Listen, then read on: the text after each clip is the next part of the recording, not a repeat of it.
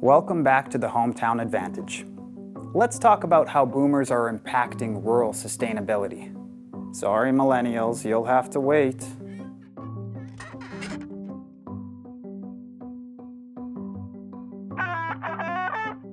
Baby boomers are known to be hardworking, competitive, and resourceful, so it's no surprise that they have played a key role in Canada's economy.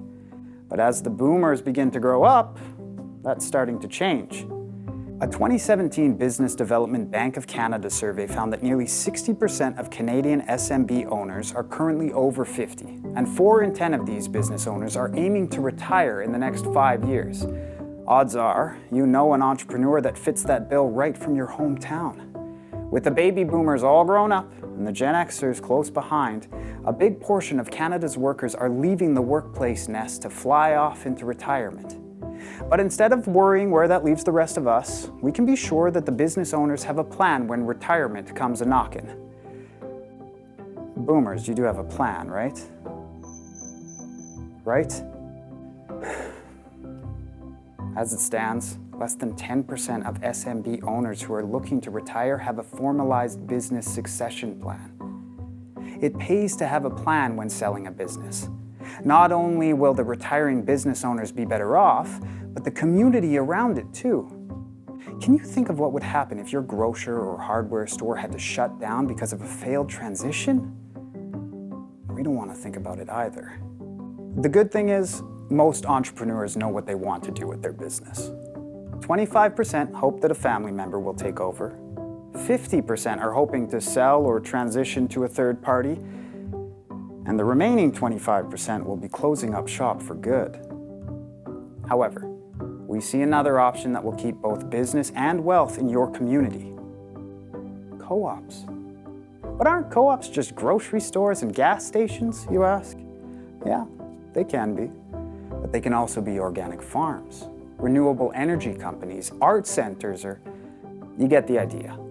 Co-ops are just another way to do business, where the business is owned and operated by its shareholders.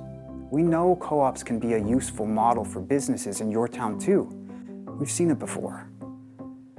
In 1990, 4 sisters moved from Edmonton, Alberta to open up a bakery in Nelson, BC called the Kootenay Bakery, which was celebrated for their health-focused, organic baked goods. Owned by one of the sisters' spouse, the bakery employed 18 people and enjoyed 10 years of profitable business in the mountain town. But things began to change in 2000, when the building owner decided it was time to end their lease agreement with the bakery. This could have meant turning off the ovens for good. Still, the sisters saw an opportunity to expand their operations to include a cafe and a wholesaling arm for the business. However, the costs of both acquiring a space and expansion plans proved to be too much for one owner to do alone. The bakery would have to sacrifice its expansion to get their daily bread. That is, until one of the original sisters had the idea to form a worker co-op to buy the business. 7 of the longtime employees pooled their money together, and with the capital raised from membership sales, the company could keep their business running and more. Not ones to loaf around, the Kootenay Bakery had a new location and had the ovens up and running within the year. There are benefits to keeping businesses going and for keeping the wealth in your community. At Co-operatives First, we see the benefits firsthand. Whether it's a worker, consumer, or investor co-op, amazing things happen when passionate people make a plan to help their community.